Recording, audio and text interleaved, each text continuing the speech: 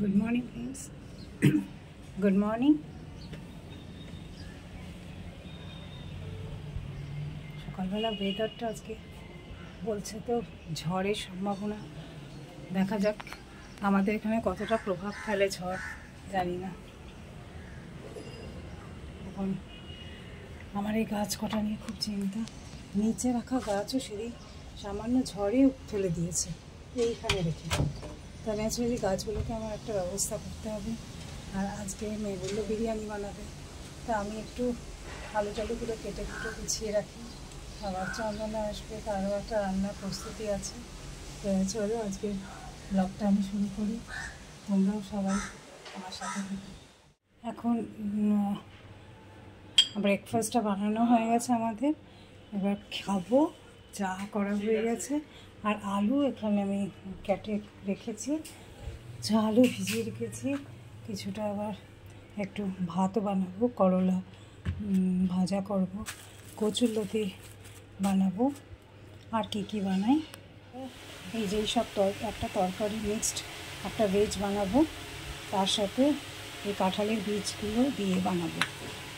কাঁঠালের বীজগুলো মাঝখান থেকে কেটে দুদিকে ওটা ছিলকাগুলো ফেলে দিয়ে এবার একটু বয়েল করে নেব, নিয়ে এই তরকারিটা বানাবো। শুধু একটু পাঁচফোড়ন দেবো, একটু সামান্য আদা, আর কিচ্ছু না, নুন মিষ্টি হলুদ লঙ্কা, আর এইটা তার সাথে মিক্সড করে দেবো।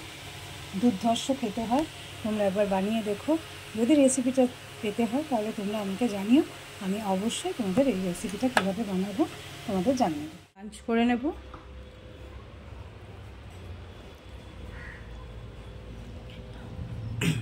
করে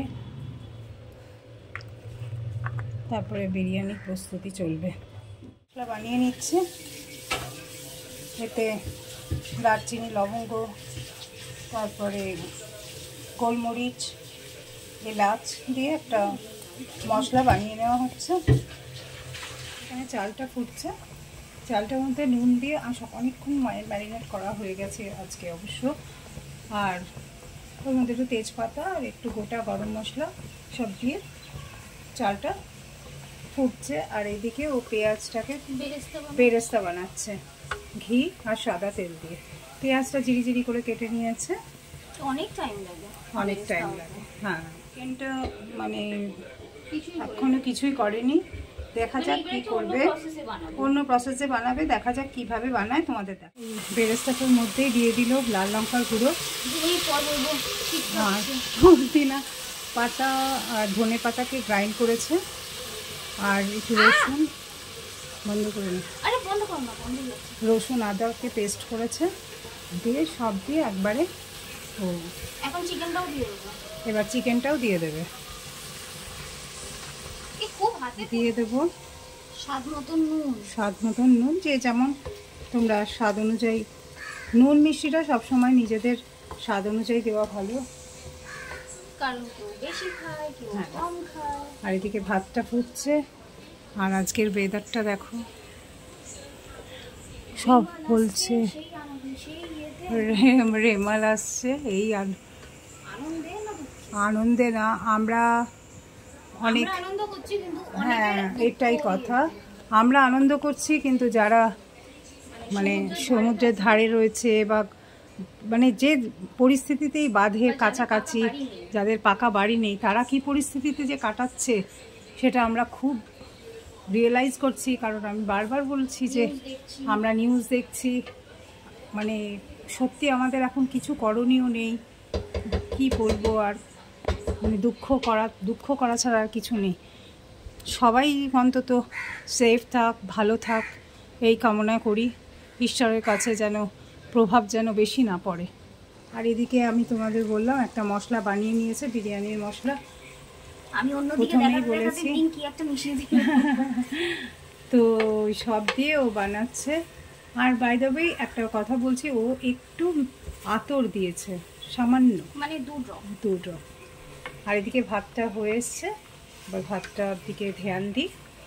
আর এদিকে ও একটু কষিয়ে নিই। আর এ থেকে মিষ্টি দিচ্ছিস একটু, সামান্য একটু মিষ্টি দিয়ে দিচ্ছে। হলুদ টলুদ কিছু, আচ্ছা হলুদও দিয়েছে, আমি ওটা মানে আমার যখন বেরেস্তাটা হয়ে গেছে, বেরেস্তাটা হয়ে যাওয়ার পরই, কারণ বেরেস্তাটা না একবার হয়ে গেলে এটা ঝট করে পুড়ে যায়, পুড়ে যাওয়ার আগের মোমেন্টটাতে আমি তখন মিষ্টি, নুন না মিষ্টি দিয়েছি আর দিয়েছি কি বলে হলুদ গুঁড়ো, লাল লঙ্কার গুঁড়ো। লাল লঙ্কার গুঁড়োটা একটু বেশি দিতে হয় কালারের জন্য, কাশ্মীরি লাল লঙ্কাটা। আর তারপর দিয়ে দিয়েছি আদা রসুন আর কাঁচা লঙ্কা, পুদিনা পাতা আর ধনে পাতার একটা পেস্ট বানিয়ে, যেটা গ্রিন কালারের তোমরা দেখলে। আর তারপর আমি মাংসটা দিয়ে দিয়েছি, দিয়ে নুন দিয়েছি, দিয়ে এখন যে মশলাটা আমি বানিয়ে রেখেছি ওই মশলাটা দিলাম। এটাকে এখন কষাচ্ছি। হ্যাঁ, এটা এখন কষাবো। কষিয়ে নিয়ে যত ভালো কষাবে তত অবভিয়াসলি ভালো টেস্ট হয়, এরা সবাই জানো। প্রায় হয়ে গেছে, প্রায় না হয়ে গেছে। এদিকে ভাতটা হয়ে গেছে আর এখানে আলুও সেদ্ধ করা হয়ে গেছে। গ্যাসটা বন্ধ করছে। আর এদিকে আমাদের ডিম সেদ্ধ হয়ে গেছে। তো এখন জাস্ট মিক্স আপ, এটার মধ্যেই মিক্সড করবে রাইসটা, আলু পরপর। এই আলুগুলো দিয়ে দিল, এর উপর থেকে রাইসটা ছড়িয়ে দিচ্ছে।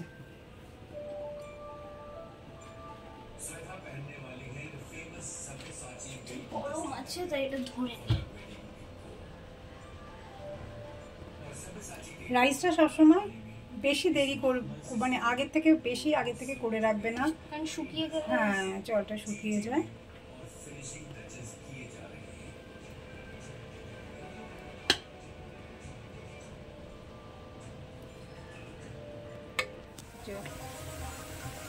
ভেতরেও ডিম দিয়ে দিয়েছে, ওপরেও দুটো ডিম ছড়িয়ে দিয়ে দিয়েছে, দিয়ে একটা তাওয়ার উপর বসিয়ে দিয়েছে।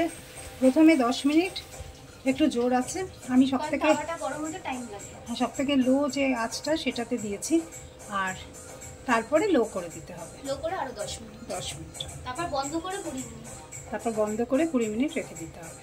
ও বিরিয়ানি রেডি।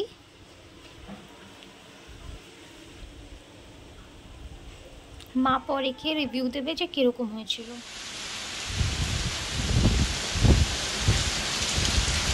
আজকে আমার খাওয়া দাওয়া সব কমপ্লিট। বিরিয়ানিটা কেমন লাগলো তোমাদের, তোমরা একবার ট্রাই করে দেখো। আমার তো মনে হয় খুবই ভালো লাগবে।